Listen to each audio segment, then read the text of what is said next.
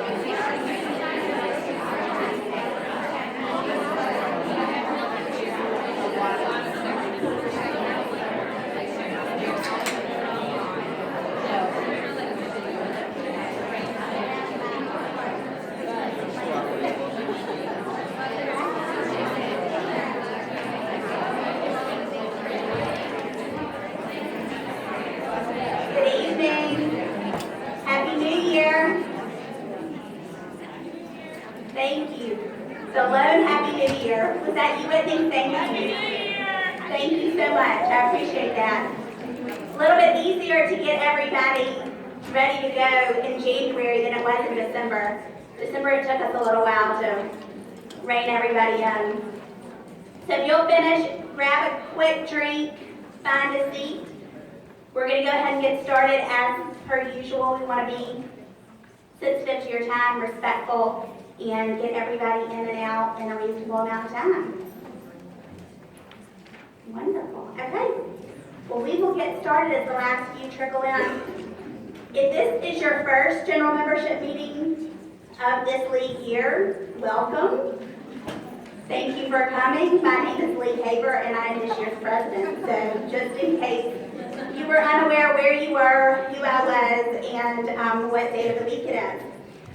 It's very exciting to be here. We're really halfway through our league year.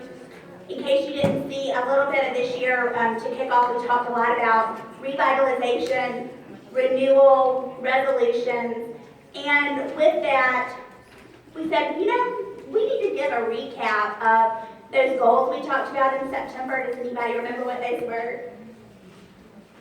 There they are. Very exciting. So I briefly wanted to give you an update as to where we are on our 2015-2016 goals. As you know, your executive board worked really hard to develop some really simple but we feel like impactful goals for this year. And I think as we are approaching or really a little bit past the midway point in our league year, we wanted you to know where we are. The first one is we really wanted to increase our social media reach. And we've done a really good job of that with Instagram.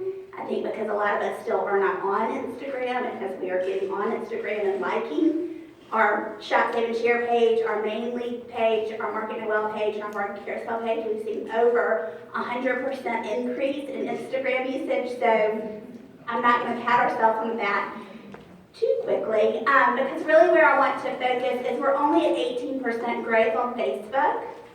So in case you haven't liked us yet on Facebook, please don't get out your phone right this minute and do that. But when you leave at 8 o'clock, go ahead and search for Junior League of Birmingham. Like us on Facebook. If you're feeling a little frisky, invite a few friends to like us as well so they can see what you're doing, the impact that we're making in the community, and they can celebrate a lot of the good works that we're doing. We set out a pretty aggressive, but we feel like attainable goal when we said, y'all are the most important asset that we have in our organization, and so we wanted to set a retention number. We're right at 97% retention of our membership, and so we're very proud and excited about that. We're in the process of membership renewal here in the next couple of months, and you'll get information about that. So if you know of someone who might be struggling in their placement, or needs a little help across the finish line, please ask them to contact their membership advisor because, again, we're a membership organization. We don't exist without you, and we want to ensure that we're doing everything that we can to help you meet whatever requirement you might be lacking. Implement new technologies. As you'll notice, there's a tripod set up. So we are live streaming this general membership meeting for the first time on YouTube, and so we'll see how that goes.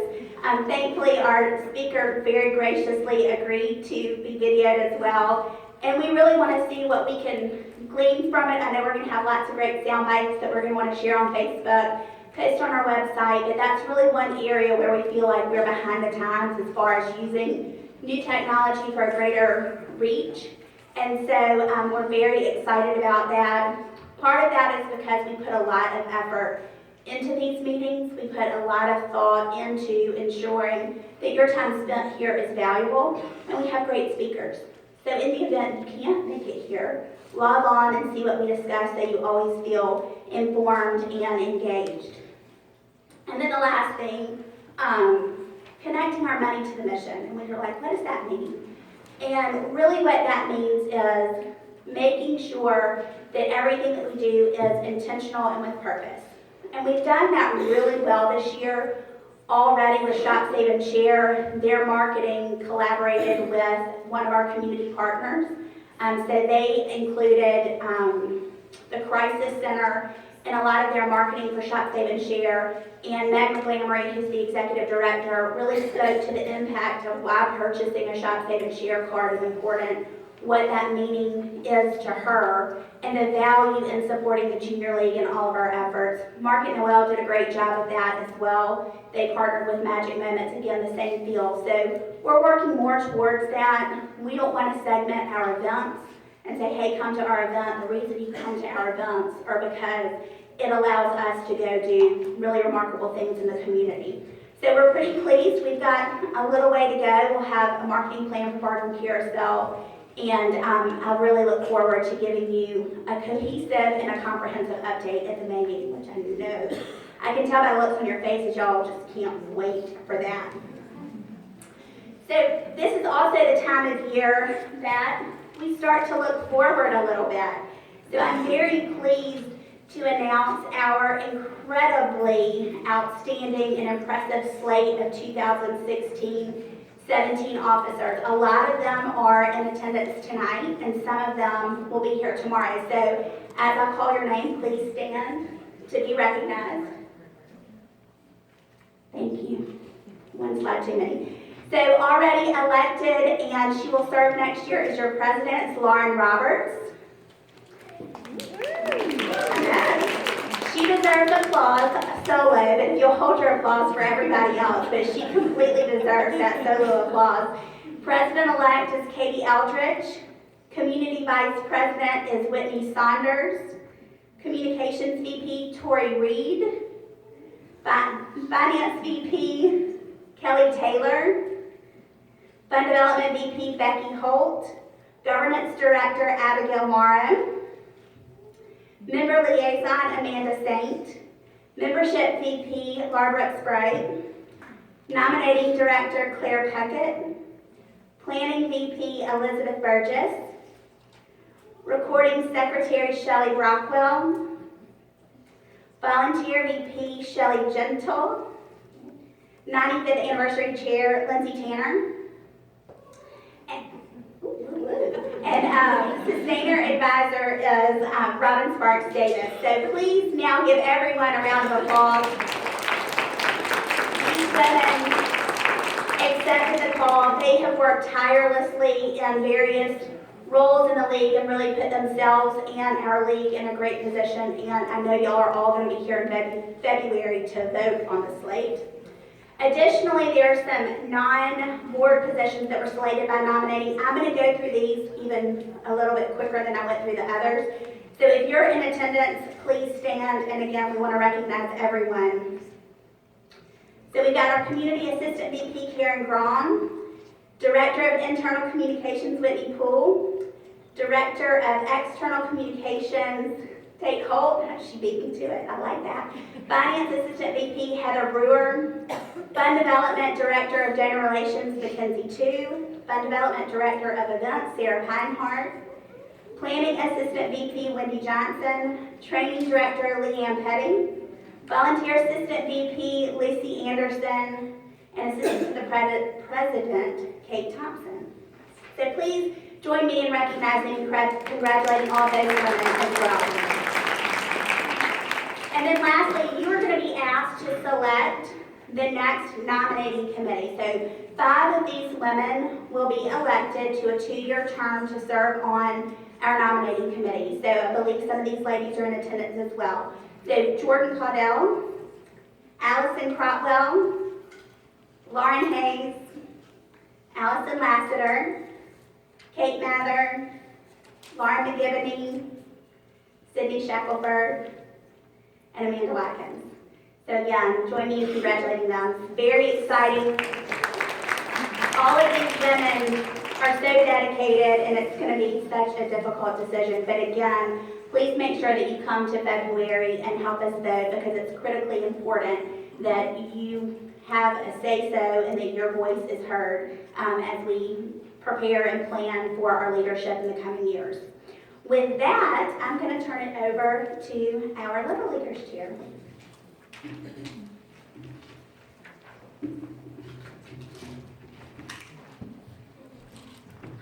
Thanks, Lee.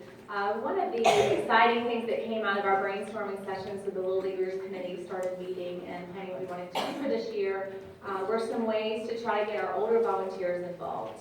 Our tweens and our teenagers, they typically age out of some of our Little Leaguers activities, and so we wanted to do something to really kind of provide those opportunities to us.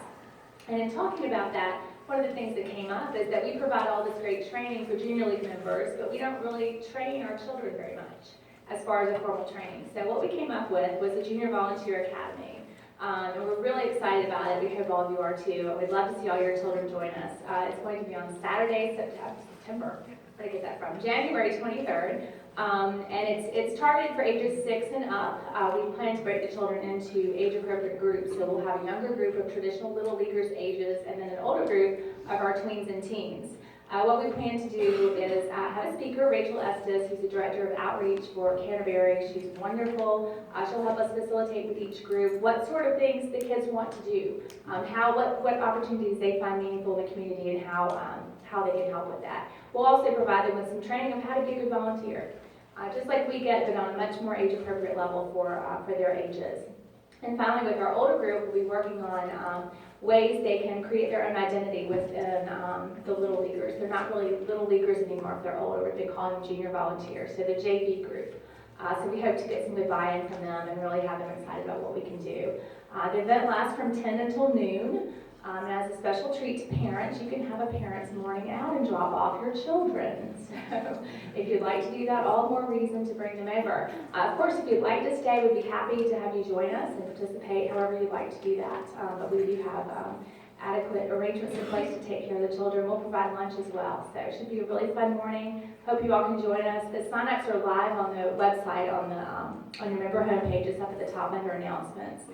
Please do let us know if you intend to drop off your child or children so that we can make sure we have enough people here to make sure they're adequately supervised and all of that. So if you have any questions, please let us know. But we hope to see you all there.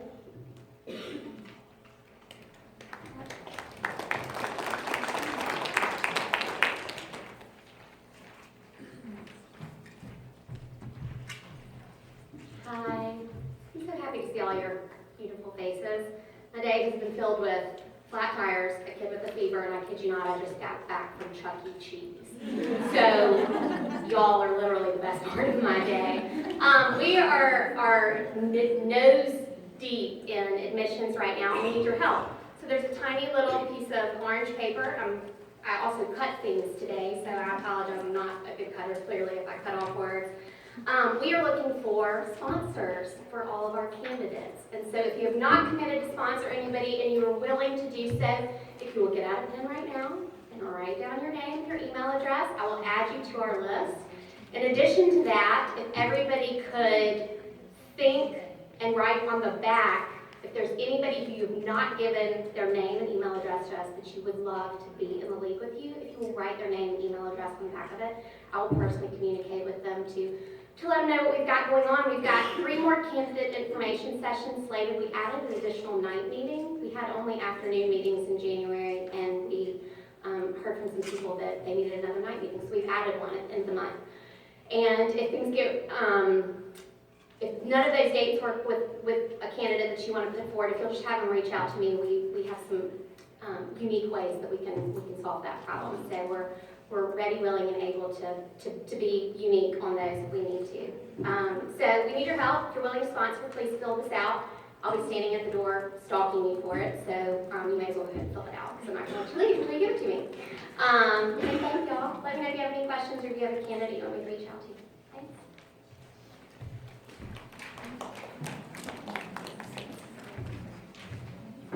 And that was not Ashley Getz, that was Laura Brooks Bright. So my apologies for the wrong name. I'm sure that's not Walsh, actually. See? What I get for being a little trigger happy. If you want to go ahead and call it David, that's fine.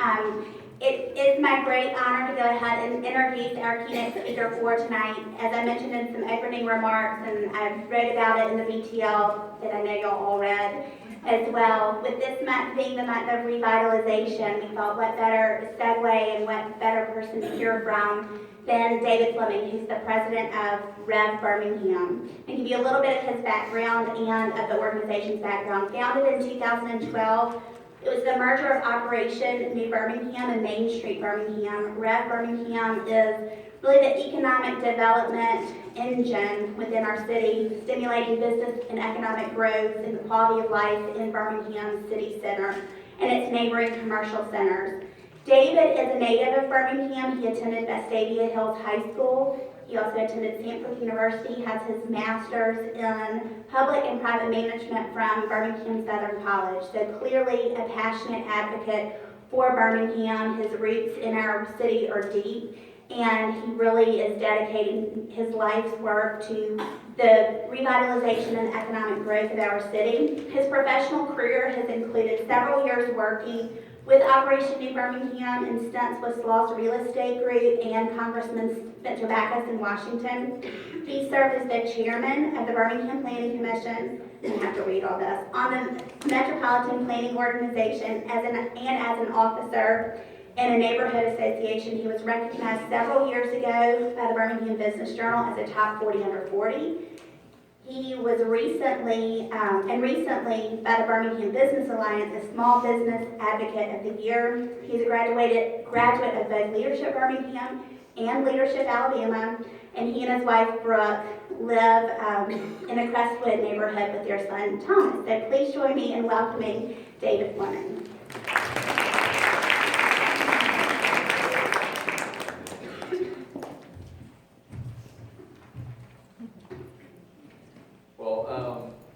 Thank you so much. I'm very pleased to be here to talk, and pleased to have been invited to do this. This is not a chore for me. I love to talk about Birmingham, so this is a real pleasure. And I want to acknowledge that I know that I'm especially pleased to be talking to a group that I know has done and been so impactful over the years in Birmingham, the Junior League. And I'm usually not nervous. I've never been live streamed before, so this is going to be a new level for me. I'm going to go ahead and admit I do know that it is no longer 2015. I think the up there, the first slide I haven't changed it yet, so sorry about that. I hope it doesn't sully your image of me that I haven't done that yet. But we are only a couple weeks in, so I'll credit it to that. But this is a talk about Birmingham. This is a talk about our city's past, and it's a talk about our city's present and some of the things going on now in our city. But it really is a talk about stewardship, because we are the stewards of today. We're the stewards of this city that we're in now, and this time and this place. And so really, what is this moment that we find ourselves in? There are a lot of people saying a lot of things about Birmingham now that are really exciting, and it's great to be recognized for a lot of these things that Birmingham's getting recognized for. These are just a few of them. We have been recognized for everything, for for our emerging downtown, the quality of life. We've been recognized for affordability. We've been recognized to be one of the top cities for millennial entrepreneurs. I mean, there are all kinds of categories people are looking at these days, and we're hitting on a lot of them. And that's exciting to see. But, you know, you wonder where this is really coming from. You know, this map that I show you, this is downtown Birmingham. And, you know, the very top is the BJCC, and down here around dot number, you know, 33 or so. I mean, all that is around 5 points south, actually about 36. But all these dots represent different projects that are actually going on in downtown Birmingham. Redevelopment, new construction, or some major renovation of a building, all adding up to just under $1 billion of investment going on into our downtown right now, into our city center. And that's, you know, there's always been a lot of development activity in downtown, but this is really kind of an unprecedented moment that we have this much going on. A lot of this is private, some of it is public, some of it is philanthropic, like, you know, the Rotary Trail that's going on. So there's this sort of moment where all these things are kind of coming together, at least for our downtown area. But, you know, the city is really more than dots, right? The city really is people. A city is the people that make the place go. And so, really, I'm going to go back and to explore Birmingham today. We've got to start at the beginning. And we're going to go all the way back. And when I, you know, do this talk practice, I really like to divide up. I'm a history major, and I love to divide up history into its segments or stories. And our city, to me, has three major segments of its history, or eras. And the first era is what we call the Upstart era, from 1871 to 1910. Because, you know, before 1871, Jefferson County, Alabama was frankly insignificant. I mean, there was nothing here, nothing really of significance. It was not a strong agricultural place, you know, unlike all the other parts of Alabama, which were really based on, all the economy of Alabama really was based on, you know, agriculture. And we didn't have a lot to offer in that regard. But in the last quarter of the 19th century, the mix of what this place did naturally offer and what mankind's vision, drive, creativity, and tenacity brought to it really gave this county significance. So this Upstart era, we explore what Birmingham did offer and what it combined with what the ambition of people. You have to have a vision and a desire to build an industry, and that's exactly what people wanted to do here, because here in Birmingham we have the three things that are required for an iron and steel industry. Does anybody know what they are? What are the three things you have to have if you're going to have an iron and steel industry? Any guesses? You have to have iron ore, that's easy. What's the second one? Limestone. Oh, we got an expert. Limestone. That's the one nobody gets. Coal is the third. You have to have those three things. Limestone, coal, and iron ore. And you put them together. The coal heats the iron ore, the limestone together. The limestone pulls all the impurities out of the iron ore. And then you get the good iron that you can turn into iron and steel products. We have all of that in close proximity here. God put it here. Man had to get it out of the ground and do something with it. And men like this, J.T. Milner, Charles Lynn in the middle, Colonel Powell, James R. Powell, and others by the names of DeBartolome and Sloss, and many others had this vision to build an industrial city here. It was going to rival the greatest industrial city in the world, and they were bold about it. They declared it by calling it Birmingham, you know, the big rival city in England, you know, who was the heart of the Industrial Revolution. They laid out a city, that, you know, was going to be a modern showcase. And it's hard to see this map up here, but, you know, this map, you may have seen in other places. It gets hung on lots of walls, but it showed the early layout of the city. Right here in the middle is where we now call Railroad Park, you know. But the city laid out around the railroad tracks, and they were so bold that they even called the park that we now call Lynn Park. Anybody know the original name of that park? What it was called before it was called Lynn Park? What was that? Central? No. It was called Capitol Park. Why would they call it Capitol Park? They called it Capitol Park because they swore they were going to steal the state capitol from Montgomery and move it here to Birmingham. They were going to get it moved. And that's where they were going to put it. They were going to build a new capitol right there. Well, for one, I'm kind of glad that didn't happen. But, you know, beyond that, there were a lot of great visions and dreams going. And that was the thing about Birmingham. It was a place for big dreams in this era. It was a place for no small vision. And perhaps the biggest symbol of that vision you've already seen the picture of is Vulcan. Vulcan, 33 years, I'm here 33 years after the founding of the city, they had the wherewithal to put together the largest cast iron statue in the world still today, and put it together, sculpt him, cast him, and send him to the St. Louis World's Fair as a way of saying to the world, we are Birmingham, look at what we can do. Y'all can't do this, right? So that was our symbol of sort of in your face, So that's what Rose Vulcan is. It was an advertisement for Birmingham, and that was the kind of city we were, and the kind of dreams we had. But people came here from all over the world. Not only industrialists. I mean, the industrialists had to have people come here to work in the mines and work in the factories, and people came here to do that. They came here to start businesses, like Louis Bazitz, who immigrated here from Russia, moved here in 1898. They started this little bitty store and eventually turned into a big store, if you've heard of the Bazitz name. Vision matched with tenacity made this city a boom town, but it was more like a Wild West town. It was just kind of muddy and dirty and wild, and had saloons and all those kinds of crazy things going on. Many things could have killed Birmingham in the early years. There were many things that could have just killed it off. The financial panic of 1893, cholera epidemic, all kinds of things. But between 1900 and 1910, Birmingham went from being the 14th largest city in the South to the 3rd largest city in the South. Just like magic, they said. By the end of that era, we were the largest city in Alabama, the wealthiest city, the largest industrial in the Southeast. We had the largest streetcar line. We were on a roll. And a couple things happened at the end of this era before we move on to the next one that were very significant. And one was, this is TCI. This was the largest iron and steel plant located out in Ensley that we had in Birmingham. Tennessee Coal and Iron, TCI, was number 2 in the country to iron production to U.S. Steel. It got in financial trouble in 1907. And President Theodore Roosevelt allowed J.P. Morgan and U.S. Steel to buy TCI instead of let it just die. Because if it had died, Birmingham would have died. And Roosevelt really didn't want that to happen, because Birmingham was a part of the recovery of the South after the Civil War, right? This was a whole new South city.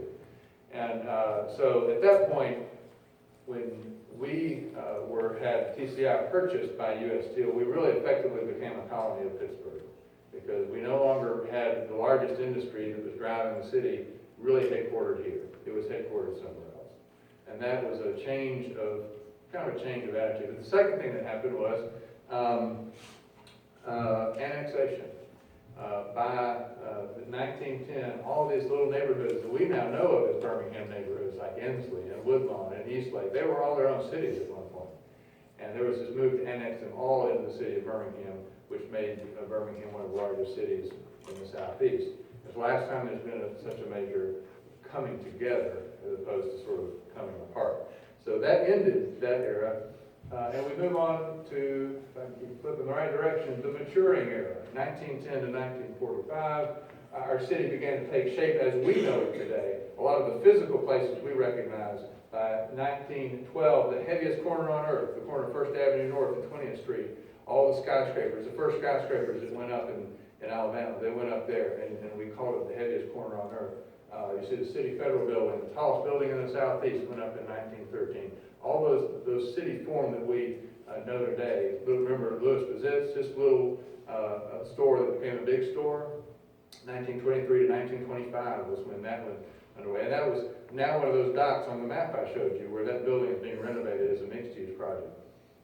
That man is George Ward. He started Stern Agee Company.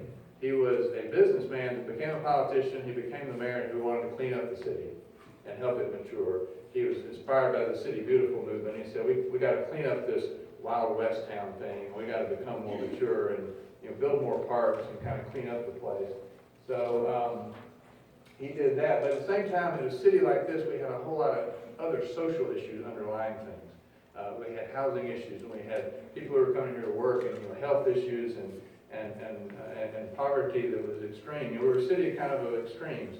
And people like Terry Tuttle, who is pictured here, founded an orphanage. that led to founding of a school and really led to a lot of social innovation in that regard. Brother Brian, who is there in the middle. Brother Brian was a Presbyterian minister who was known for his compassion. He was known for being a man who'd walk out in the morning with a coat on and he'd come back home at night and he wouldn't have the coat anymore and say, "Where was it?" "Well, I gave it away. Somebody asked me for it." He was that kind of guy. He just gave of himself. He was known for that. He was not only known for giving, though, he was also an early voice that recognized that there was something very, very at the core wrong with Birmingham, and it was our racial segregation. And he was an early voice that said, something has got to change about this because we are wrong about this. And but what that segregation produced, of course, was really a city within a city, a culture within a culture, a whole group of people that created their own leaders, men like A.G. Gaston, who became the first black millionaire in the city, and the man who would serve, created businesses to serve the people that the white businesses wouldn't serve. Men like Fess Watley, pictured there in the middle, who was a teacher at Parker High School, who trained people in music, this new weird form of music called jazz. And he trained these people up, and whenever somebody like Duke Ellington or some major national band leader needed a new person to play, they were all calling Fess, because they knew if it was somebody trained by Fess, he was good. They knew how to play jazz, so they were trying to. He fueled a lot of modern jazz music. So this culture grew up alongside the majority white culture. Really, sort of kept swept aside. This idea of separate and equal that really was very unequal was really a hallmark of Birmingham life during that time. But we get to the end of this era, and Birmingham suffers under the Great Depression. Everybody suffers together because we were one of the hardest hit cities because we were so dependent on one industry. And then we get to World War II, and that helps a lot, but that gets us really to our next era, the change era, 1945 to 1999. And in 1945, we get the end of the war, and I've got to learn how to put this. Sorry, I'm so sorry. The thing that begins to change everything about our culture really is the automobile. I love this picture because it's the old train station. Anybody remember or seen pictures of the old train station? This was Birmingham's Temple of Travel. But it's interesting because it kind of looks like it's choked out by the cars, isn't it? That was what was happening as everyone came back from the war and began to get cars and begin to move to the suburbs. It enabled the growth of the suburbs. It enabled the growth and creation of new shopping out of the edge of town like Eastwood Mall. And as people began to move out of the core city, which was very dirty, it was a place that, people had lived close to industry before that, but they really wanted to get away from industry after that. So not only were our patterns of living changed, we created this great new economic engine called UAB. And UAB grew from the seedlings of that idea of a medical college into what we now have today as the largest employer in Alabama. And of course, we had to face our greatest sin, the sin that Brother Brian and others had warned us about many years before. And that was the change that was needed probably the most. And that was that we could no longer see ourselves as two cities where people were separated based on skin color. And so we went through that, and of course, very publicly around the world, we were recognized for change and the call for change, that needed to happen. And that led, in 1979 to the election of the city's first African-American mayor, especially as whites fled to the suburbs, the rise of black political power. And Richard Arrington came into office in 1979 and led the city until 1999. And, there's so much to say about Richard Arrington's time. That I will do him just no justice because I don't have time. But he oversaw really the final real change of Birmingham from the old industrial city into something else. A lot of things that he did, but history sometimes gives us these ironies that I think are really interesting. And in 1999, when he resigned and stepped down as mayor, something else significant happened to our friend the Vulcan. Who had been moved to the mountain, just above our heads, really here, as a WPA project. Vulcan, as you know, deteriorated to the point where he was dangerous and was falling apart, and he had to be taken down from the mountain. The same year, Dick Harrington stepped down as mayor. And I think really all that sort of symbolizes the end of the Birmingham that once was. So who were we then? We get to 2000, and we were a city that really didn't, I think, know who we were. We know who we had been, and we had a whole lot to offer. I mean, you talk to anyone that grew up here like I did, and you know, everybody talks about this great quality of life, but there was this, you know, hesitancy to really talk about it to everyone else. It's like, you know, we really didn't know what to say about ourselves and who Birmingham was. We were no longer the place where folks made iron and steel for a living. You just really couldn't say that about Birmingham. Economically, we had changed. We had, but this was about the time in the early part of the new millennium where there were some seeds that were planted that we are seeing growing today. Around 1999 was the beginning of this little bitty thing called the Sidewalk Film Festival, that now is this big, recognized, globally film festival. In 2000, this little thing called the Pepper Place Farmers Market started, and began to change the way people in Birmingham did their Saturday mornings and connected with food.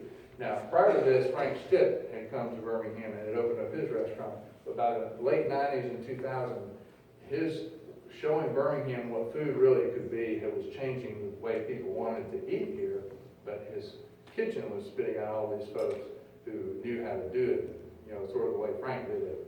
And that was beginning to manifest itself in other places that were eating. There was this food revolution going on in Birmingham.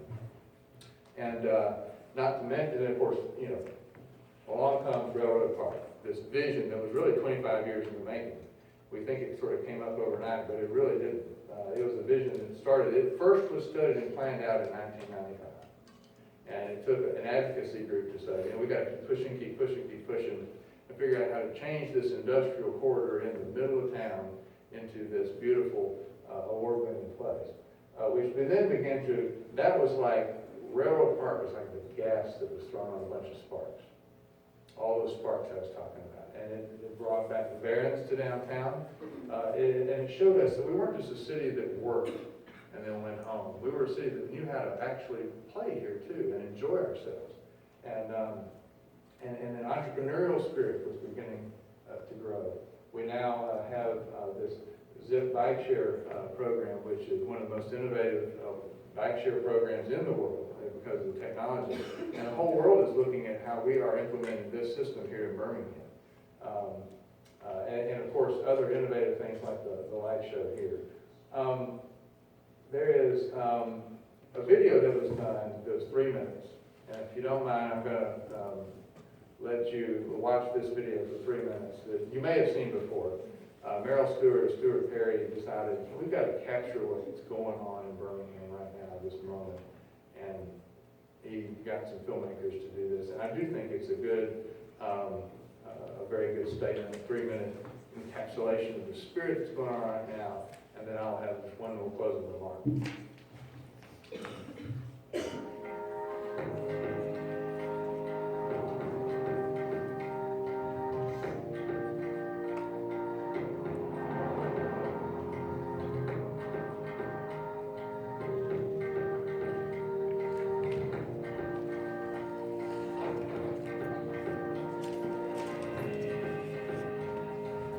They used to call it magic, but ain't no magic here. No tricks or illusions, no sleight of hand. This town has no more need for magic. What you see is real. Real Birmingham. In a city cooking and roasting, brewing and brimming, moving and making and dreaming again. In a place that needs no magic. A city transforming and transformational all on its own. A town where history echoes, but where the past is most present in the way it throws its arms wide open to welcome the world. Come on down, people. Come on over. Come on in and come on out. Not to the old South. Welcome to the bold South. Maybe it was some magic that gave this place its start, but people reignited it. People in hard hats and chef's hats and rose-colored goggles, rebuilt it. They saw a town with a fine old skeleton and set out to put the meat back on the bones of glorious old theaters and sumptuous hotels, of shops and stands and stores. The heaviest corners of concrete and steel reached for the sky, bustling and gleaming and shining again. The old made new, the old made true again. Magic? It's in the music that shakes those old bones, in food that comforts and provokes and stimulates the soul as a matter of course. If there is magic here, it is in the eternal act of creation, in the hope, in the heart, in the healing, in the feeling. If there is magic at all, it comes in a city that looks outside itself and likes what the world has to offer. It comes in a city that looks in the mirror and likes what it sees. This is Birmingham, with its arts and its smarts, its beat and its bearing, and parks that roll on like rivers.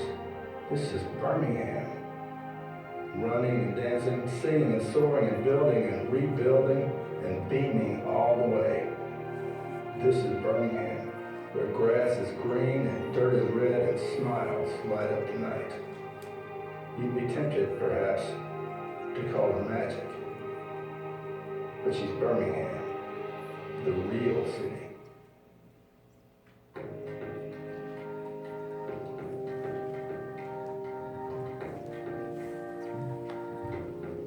I have a lot of favorite lines from that video. One of them is, what they once, they said it was magic, but it was people that reignited it. And I think that that's sort of the heart of where we are right now. People that have fallen back in love with their city in a way that we may have lost at one point. But so we have our moment. We have our moment, all of us here in this city.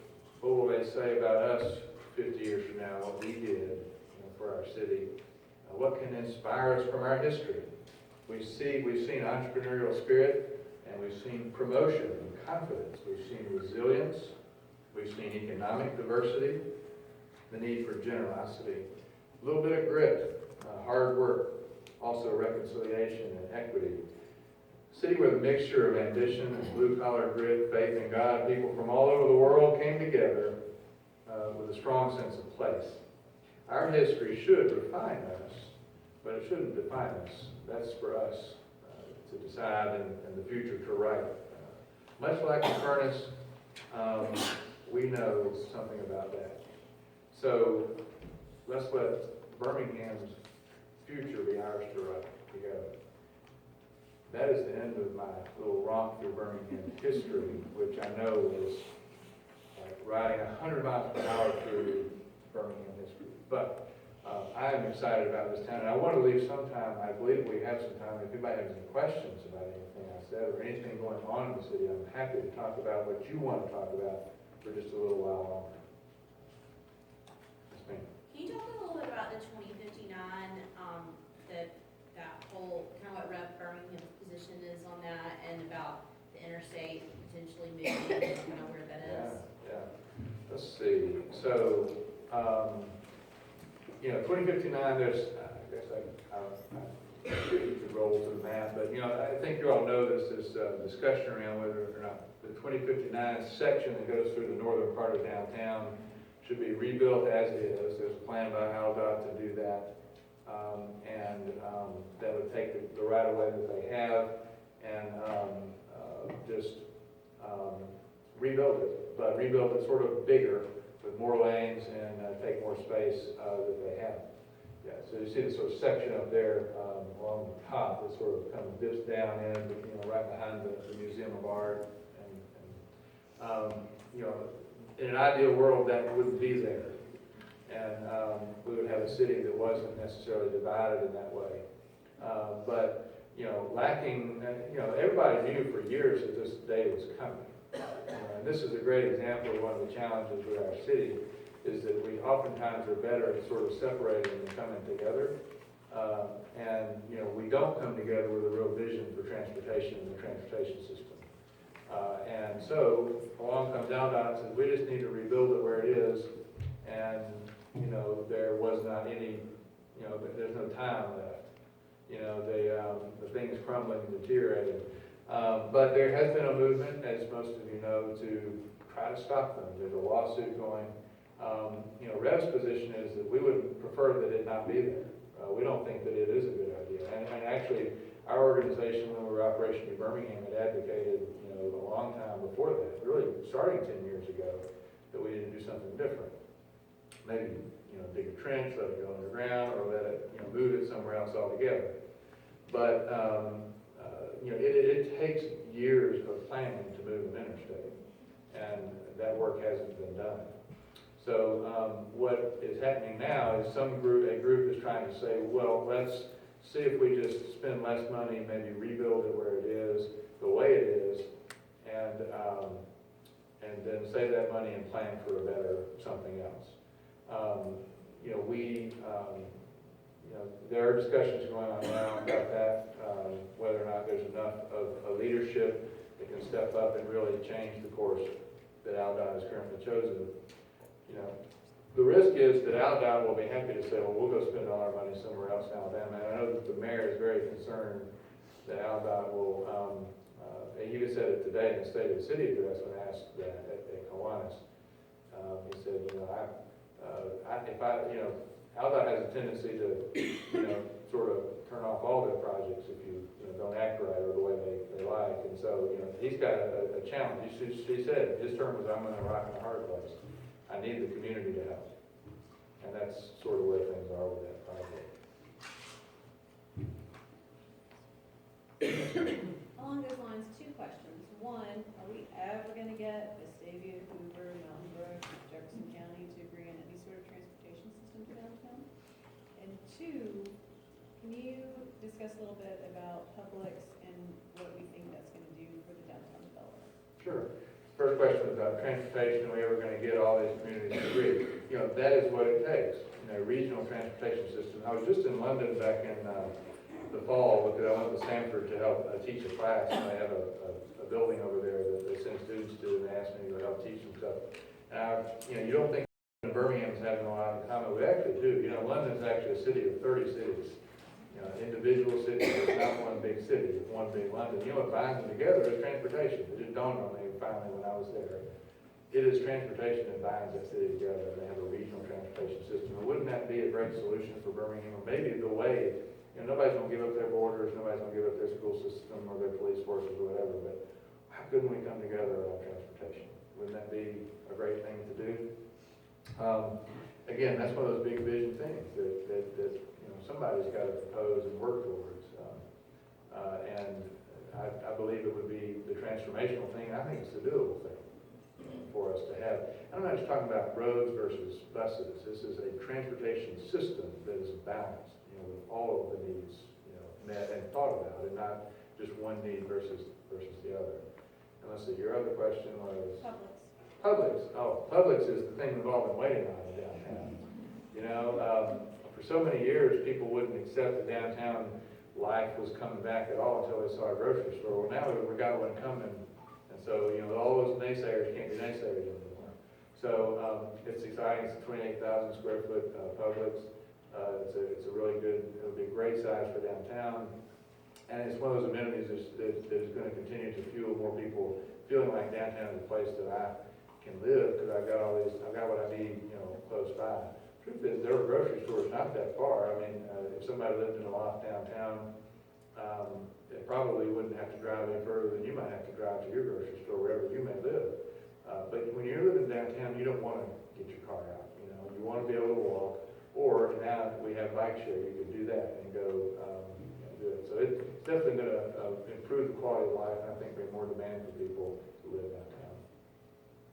There are 1,600 units currently under construction in downtown. And when all those units get occupied, there are already about 9,000 people who live downtown. People don't realize that. About a little less than half of that are UAB-related people, some students. But there is a significant number of people that actually live in probably those old lofts and buildings that were converted to lofts. But once you add more people to it, that I think we haven't begun to see what that's going to do to increase the vibrancy of our downtown. Yes, ma'am. housing being built downtown that's actually for purchase instead of just rent, just more and more apartments. It seems like so many apartments are popping up every single day, but there aren't townhouses or just row houses or anything like that that's really being built. I don't hear a lot of demand for sale housing. I don't want to say that exclusively, because there are a couple of people kicking tires on that, but honestly, most people, and it's because, you know, most money that's invested in those kind of projects these days are more, they see more safe return with, you know, the apartment projects. So, I don't honestly right now see a lot of rumbling for additional for sale units. I think what we will see though over time is the possibility. Some of these projects that are being built today are really designed so that eventually they could be, you know, sort of carved out and maybe condoed off. So, you know, they may be able to do that with some of those projects, but in the near term, I think they're all going to be rental. Question? Yeah, I'm curious what your opinion is on the employment tax in the city of Birmingham.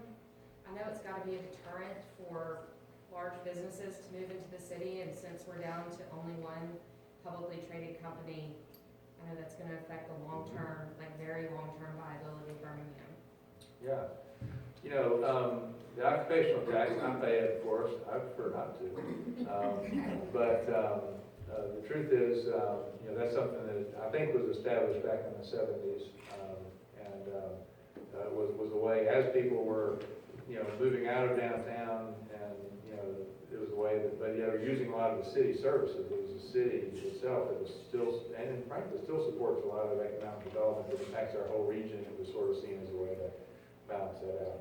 You know, it's always easier to not have it, and you know, to be able to recruit people to the city. But what I found is that when people really want to be there for other reasons, that becomes that less of a big deal. It's getting a lot easier to recruit to the city on a whole lot of other reasons, and that comes up less than it used to, honestly. You know, people get concerned about where I'm going to park my car and those kinds of things. Those kind of, you know, are up there above the occupational tax. You know, we have worked with numerous businesses that have moved to downtown from the suburbs in the last year or two. And if you ask them, why did you make this move? Why did you want to be downtown? Almost all of them will say, as the number one reason, the workforce that I want working for me wants to be downtown. And the workforce that in the future, those are the people I want working for me. They want to be downtown. And so I think it's a real interesting change in the mindset of the real, you know, forward-thinking companies are recognizing that a lot of the workforce of the future is more oriented towards the downtown and the urban experience. And so they're positioning themselves physically with their offices to be in a place where they can capture them. Yes, ma'am. Regarding the trail system that's planned, the overall master plan for the series of trails connecting the city, what sort of timeline do y'all see for that, and what kind of ripple effect do you think that might have? So, you know, it's sort of being done in pieces, you know, different people are taking on different pieces of it, you know, rotary trail and other things. So, you know, Wendy Jackson is probably a better person to say, yeah, this is when it's going to happen in every piece, you know, and I'm sure y'all had her speak before, and we couldn't have her again, but, you know, the pieces I'm more interested in, you know, I think we're going to see in the next, you know, 3 to 5 years, the real core of the city connected up, because there's talk about getting it all done, you know, sooner rather than later, because everybody's seeing the benefits of developing the trails and the green system because of what it's done, you know, Railroad Park and others. Just the threat of rotary trail, all of a sudden there are lots of transactions, you know, people buying buildings around, you know, where that's going to be. It's not even done, you know, but yet there are a number of people that have, you know, bought buildings and tried to move over there to be ready for that amenity. So people are recognizing that that's something that's we need to keep doing and not, you know, not slow down on it. Is that good? Yep, that's right. Okay. Thank you very much.